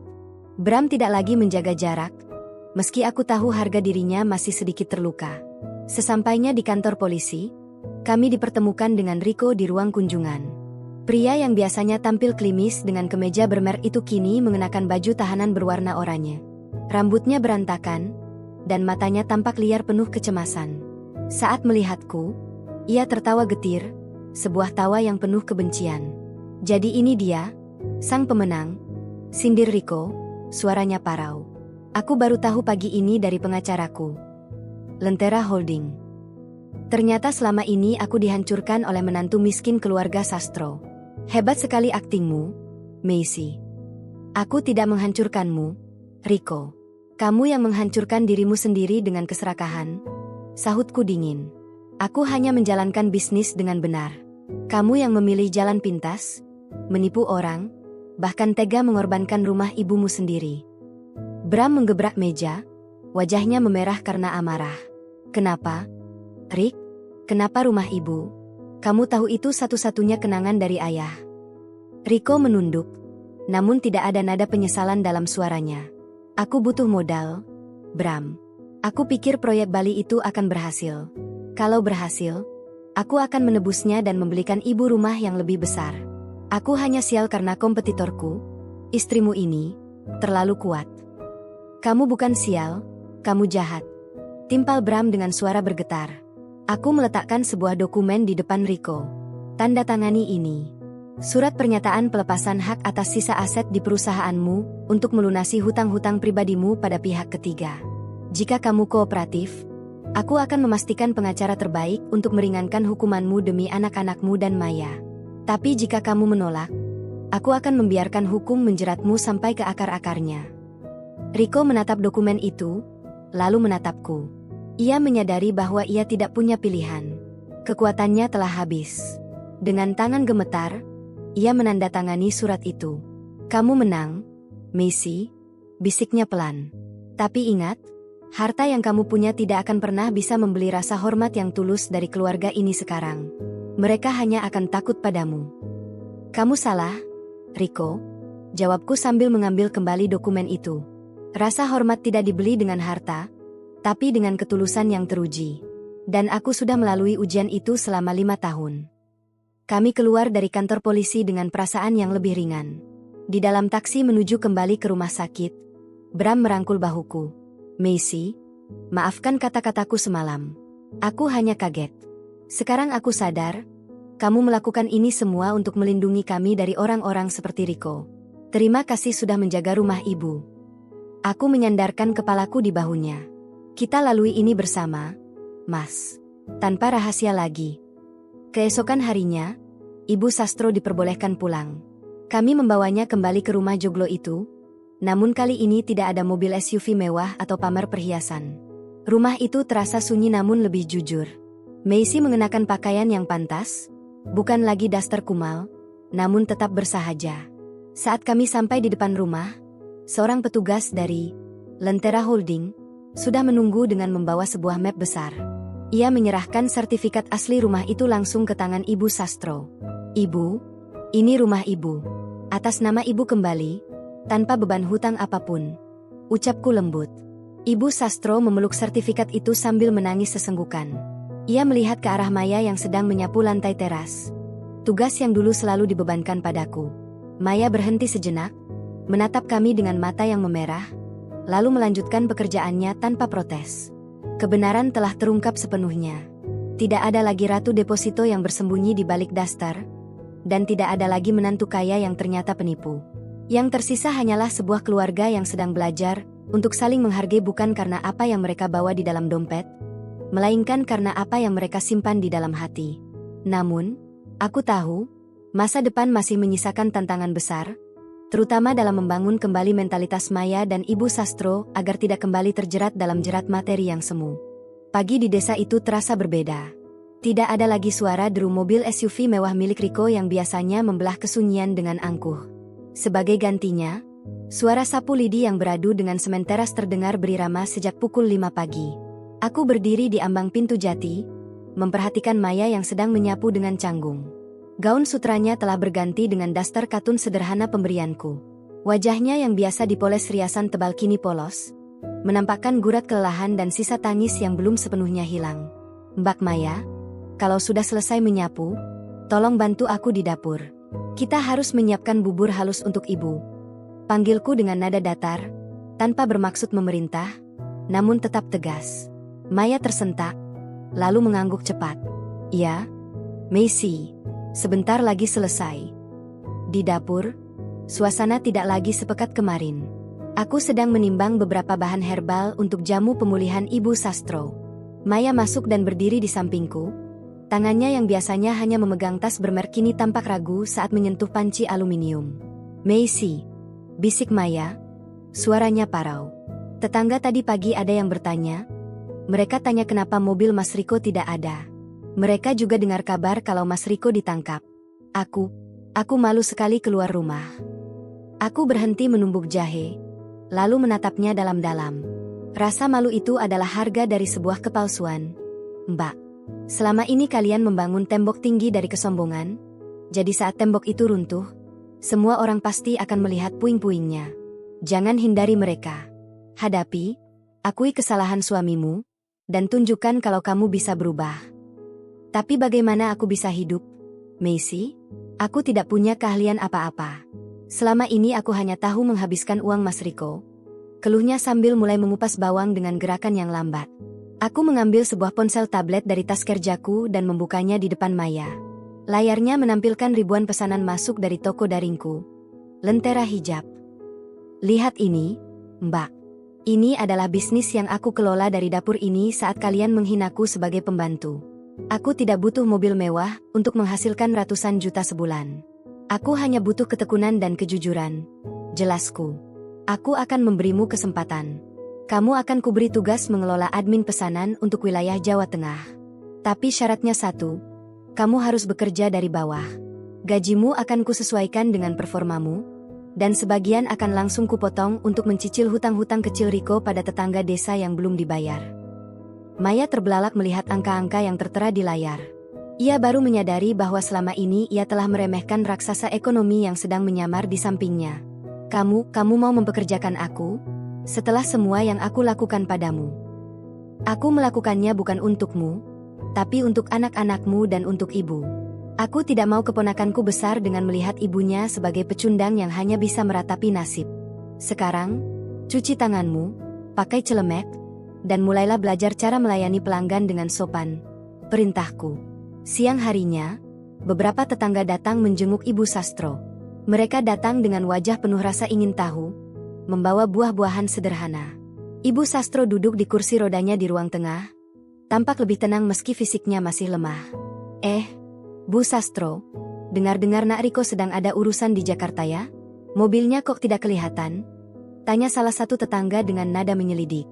Ibu Sastro melirik ke arahku sejenak, lalu menarik napas panjang. Nak Riko sedang mempertanggungjawabkan perbuatannya.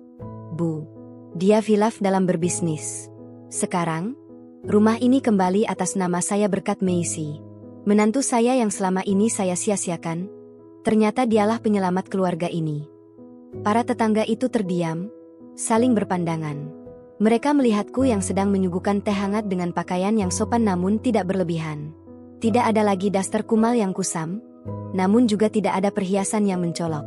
Macy ini pengusaha sukses di Jakarta. Bu, kami saja yang bodoh karena tidak tahu. Tambah Ibu Sastro dengan suara bergetar karena haru. Sore itu, Bram pulang dari kota membawa beberapa dokumen legalitas. Ia tampak lebih segar, senyumnya sudah kembali menghiasi wajahnya. Ia menghampiriku di dapur dan memelukku dari belakang saat Maya sedang sibuk mencatat pesanan di sudut meja makan. Bagaimana harimu, Ratu? Bisik Bram dengan nada bercanda yang menenangkan hatiku.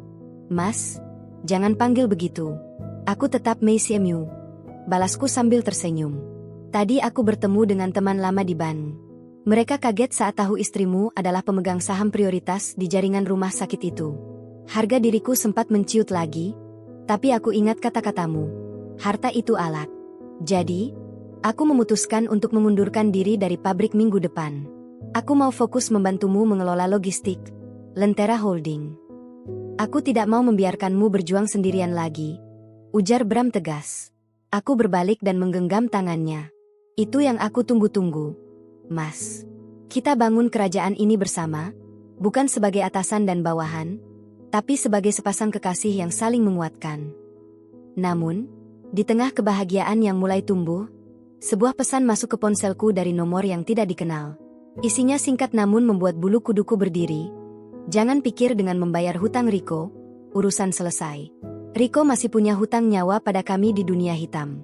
Jika dia tidak bicara di mana sisa uangnya, keluarganya yang akan membayar. Aku terdiam, meremas ponsel di tanganku. Ternyata, kejahatan Rico lebih dalam dari sekadar penipuan investasi. Ia telah terlibat dengan orang-orang yang tidak mengenal hukum formal. Aku menatap Ibu Sastro yang tertawa kecil di ruang tengah, dan Maya yang mulai tekun bekerja. Aku bersumpah, siapapun yang mencoba mengusik ketenangan keluarga ini sekarang, mereka akan berhadapan dengan seluruh kekuatan finansial dan koneksi yang kupunya.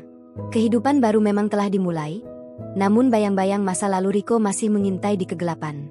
Aku harus bersiap untuk babak terakhir ini, di mana aku tidak hanya menggunakan uang, tapi juga keberanian untuk melindungi orang-orang yang kini benar-benar menjadi keluargaku. Malam itu, hujan turun lebih deras dari biasanya, seolah langit ikut merasakan ketegangan yang merayap di dalam rumah joglo keluarga Sastro. Pesan singkat di ponselku masih membekas di ingatan, sebuah ancaman yang jelas bukan sekadar gertakan sambal. Aku berdiri di balik tirai jendela ruang tamu, menatap ke arah gerbang kayu yang remang-remang tersorot lampu jalan. Di sana, sebuah mobil sedan hitam dengan kaca gelap terparkir diam selama lebih dari 1 jam. Bram mendekatiku, ia menyadari kegelisahanku. "Missy, ada apa? Sejak tadi kamu hanya berdiri di sini. Wajahmu pucat sekali." Aku menarik napas panjang, lalu menyerahkan ponselku kepadanya. Bram membaca pesan itu dengan rahang yang mengeras.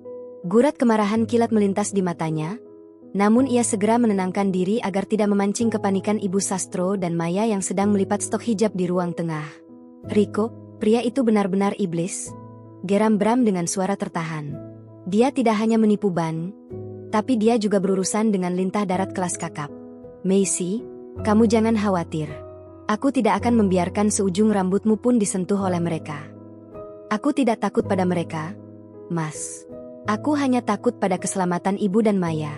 Mereka baru saja mulai merasakan ketenangan," bisikku. Tiba-tiba, suara ketukan keras menghantam pintu depan. Bukan ketukan bertamu yang sopan, melainkan hantaman yang menuntut. Ibu Sastro tersentak, sementara Maya langsung memeluk kedua anaknya yang sedang bermain di lantai. Suasana seketika berubah mencekam. Bram melangkah maju, menghalangi pergerakanku. "Tetap di sini, Maisie. Biar aku yang hadapi."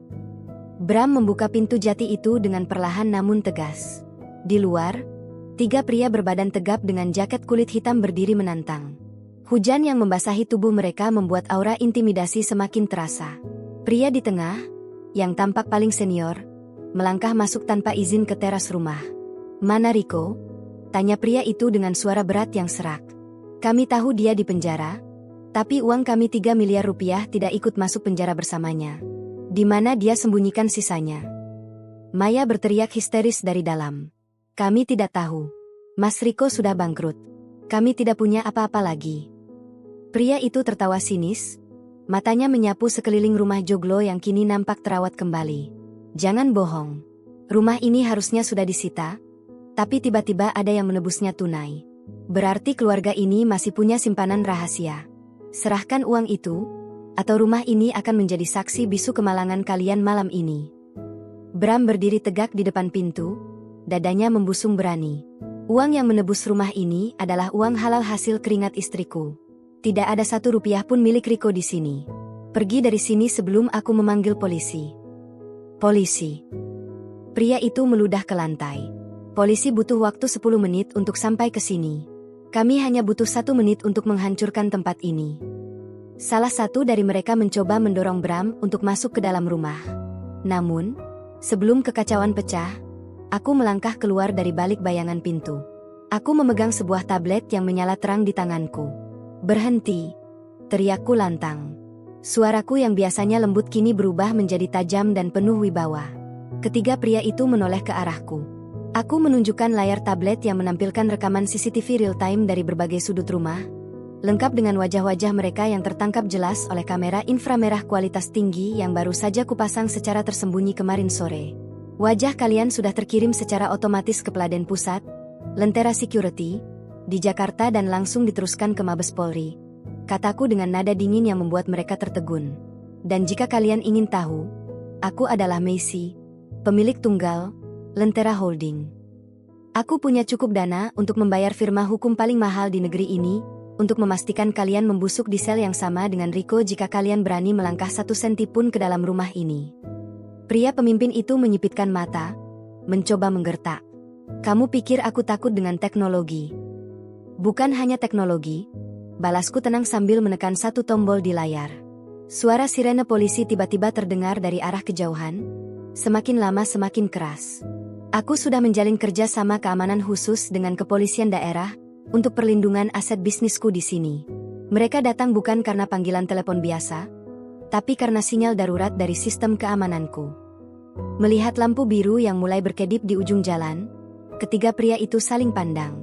Mereka menyadari bahwa wanita di depan mereka bukan sekadar menantu desa yang lemah, melainkan sosok yang memiliki jaring pelindung yang tak terjangkau oleh premanisme mereka.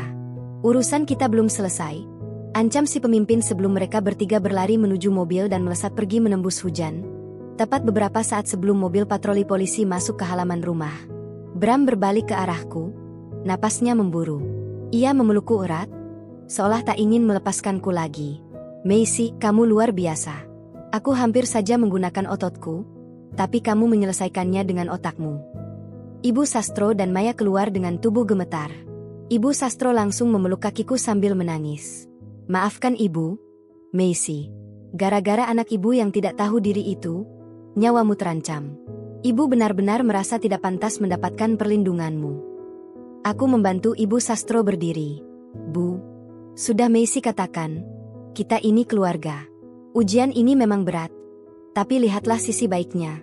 Sekarang kita tahu siapa yang benar-benar berdiri bersama kita saat dunia mencoba menghancurkan kita. Maya mendekat. Ia menyerahkan sebuah buku catatan kecil padaku. Macy, tadi saat mereka mengancam, aku sempat mencatat plat nomor mobil mereka dan ciri-ciri fisik yang detail. Aku ingin membantu, meski hanya sedikit. Aku tidak mau jadi beban lagi. Aku tersenyum melihat perubahan Maya. Keangkuhannya telah benar-benar luruh, digantikan oleh keinginan untuk berguna. Inilah kemenangan yang sesungguhnya bagiku. Bukan pada saldo ban, melainkan pada perubahan jiwa orang-orang di sekitarku. Malam itu, setelah polisi pergi dan situasi kembali aman, kami berkumpul di ruang tengah. Bram menggenggam tanganku di bawah meja jati. Kami tahu bahwa ancaman mungkin masih ada, namun kami tidak lagi takut. Kami adalah sebuah tim sekarang. Rahasia besar itu kini telah menjadi kekuatan besar. Mas, bisikku pada Bram saat kami hanya berdua di kamar. Besok, aku ingin kita meresmikan kantor cabang, Lentera Holding, di kota ini. Aku ingin Mas yang memimpinnya. Kita akan membuktikan pada orang-orang di sini bahwa kejujuran dan kerja keras adalah satu-satunya jalan menuju kemuliaan yang abadi. Bram mencium tanganku dengan takzim. Aku siap. Macy, bersamamu, aku tidak takut lagi menghadapi hari esok. Konflik telah mencapai puncaknya dan kini mulai mendarat pada ketenangan yang hakiki. Namun, masih ada satu babak lagi. Babak di mana kami benar-benar menutup buku lama dan menuliskan bab baru. Pagi itu, suasana di kediaman keluarga Sastro terasa begitu khidmat. Tidak ada lagi bau kemenyan kesombongan atau bisingnya pamer harta yang semu. Matahari bersinar cerah, menyapu halaman rumah joglo yang kini nampak asri dengan tanaman hias yang dirawat sendiri oleh tangan Maya. Aku berdiri di depan cermin besar di kamar utama, mengenakan kebaya kutu baru berwarna krem yang elegan namun bersahaja. Di sampingku, Bram tampak gagah dengan batik tulis motif parang, rambutnya tertata rapi, dan binar matanya memancarkan kepercayaan diri yang baru. Sudah siap, Macy? Tanya Bram lembut sambil merapikan simpul jariknya. Siap, Mas.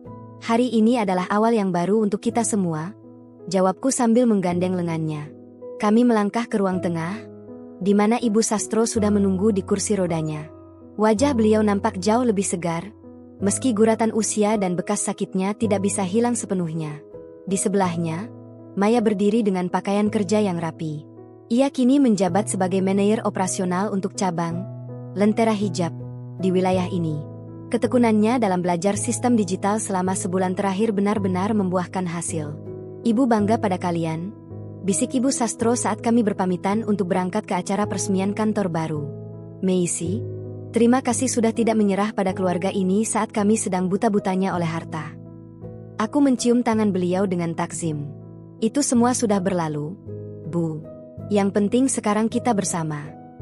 Acara peresmian kantor, Lentera Holding, cabang Jawa Tengah berlangsung dengan sangat sederhana namun penuh makna. Kami sengaja tidak mengundang pejabat tinggi atau pengusaha besar secara berlebihan. Tamu undangan utama kami adalah para tetangga sekitar dan para perajin kain lokal yang akan menjadi mitra bisnis kami. Bram berdiri di depan podium kecil, memberikan pidato pembukaan yang menyentuh hati. Ia bercerita tentang filosofi sebuah pohon yang hanya bisa tumbuh besar jika akarnya kuat menghujam bumi, bukan karena daunnya yang dipaksa hijau oleh cat warna.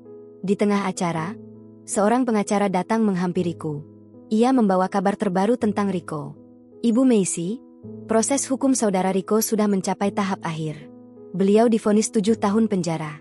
Namun, berkat bantuan ibu dalam melunasi hutang-hutang pribadinya kepada para korban kecil, beliau mendapatkan beberapa pertimbangan keringanan untuk masa depannya nanti. Aku mengangguk pelan. Biarkan dia menjalani prosesnya. Semoga waktu 7 tahun itu cukup baginya untuk menyadari bahwa harga diri pria tidak diukur dari merek mobil yang ia kendarai. Setelah acara selesai, aku dan Bram berjalan-jalan di taman belakang kantor yang menghadap ke sawah hijau yang membentang luas. Angin sepo-sepo memainkan ujung hijabku. Aku merasa beban berat yang kupikul selama 5 tahun ini benar-benar telah terangkat. Macy, panggil Bram tiba-tiba. Ia merogoh saku jasnya dan mengeluarkan sebuah kotak kecil. Di dalamnya terdapat sebuah cincin perak sederhana dengan ukiran nama kami di bagian dalam. Aku tahu kamu bisa membeli berlian paling mahal di dunia, tapi aku ingin memberikan ini padamu. Ini murni dari hasil gaji pertamaku sebagai manajer di sini. Aku ingin mulai memberikan nafkah padamu dengan cara yang benar, tanpa kamu harus menanggung semuanya sendirian lagi. Air mataku jatuh tanpa bisa dibendung. Aku membiarkan Bram menyematkan cincin itu di jari manisku.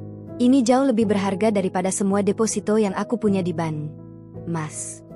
Aku berjanji, Macy, aku akan menjagamu dan kerajaan yang kamu bangun ini. Aku tidak akan pernah lagi membiarkanmu merasa sendirian dalam menghadapi badai apapun. Ucap Bram dengan suara yang dalam dan penuh komitmen. Kami berdiri di sana untuk waktu yang lama, menatap cakrawala yang mulai berubah warna menjadi jingga keemasan. Aku menyadari bahwa perjalanan daster kumalku telah berakhir. Namun misi sesungguhnya baru saja dimulai. Kekayaan sejati ternyata bukan tentang seberapa banyak digit nol yang tertera di saldo rekening, melainkan tentang seberapa banyak kedamaian yang bisa kita ciptakan untuk orang-orang di sekitar kita.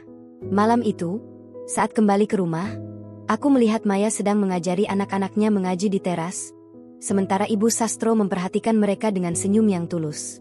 Tidak ada lagi perdebatan tentang harta, tidak ada lagi hinaan tentang kemiskinan. Rumah itu kini benar-benar menjadi sebuah rumah, tempat di mana jiwa-jiwa yang haus akan kasih sayang akhirnya menemukan oasenya. Aku menutup pintu depan dengan pelan, menguncinya dari dalam. Aku melepaskan kartu hitam dari dompetku dan menyimpannya di dalam laci paling bawah, terkunci rapat. Aku tidak lagi membutuhkannya untuk membuktikan siapa diriku. Aku adalah Macy, istri dari Bram, menantu dari Ibu Sastro, dan kakak bagi Maya. Dan bagi mereka, itu sudah lebih dari cukup. Kisah 12 bab ini ditutup dengan keheningan yang indah, sebuah melodi kebenaran yang akan terus bergema dalam silsilah keluarga kami selamanya. Catatan akhir. Perjalanan Macy membuktikan bahwa kerendahan hati adalah senjata paling tajam, dan ketulusan adalah mahkota yang paling berkilau.